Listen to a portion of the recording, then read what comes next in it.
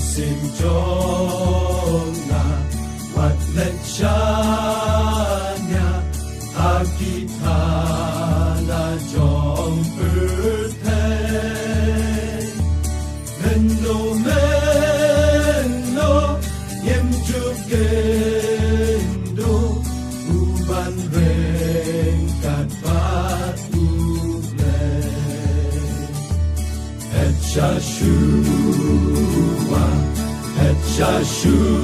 Shashua, Shen Panyo, Shana Dehi, Shashua, Shen Panyo, Shana Dehi, Ladon Ha, you have birthday,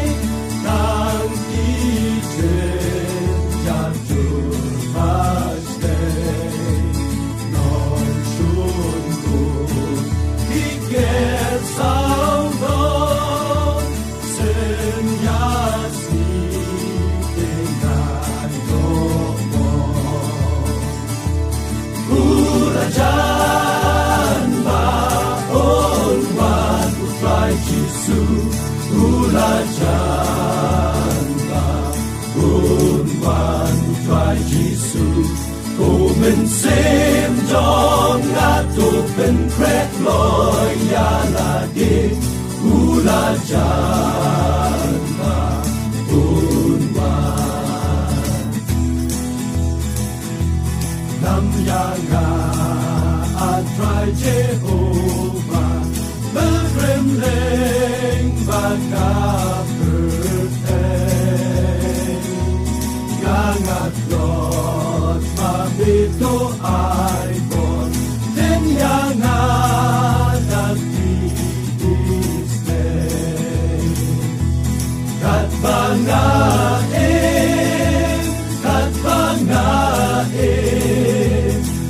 Ate La Jing Ai Kat Banga He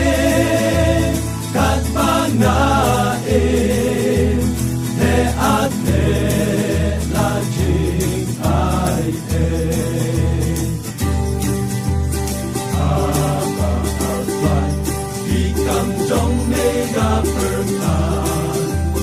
Kat Lunaga Kat Jing Ling Lo Bat Rao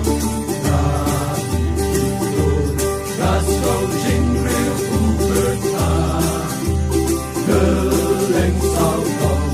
Kat Bo Jong Mega Pao Nen Sim Jong Ngat Thôi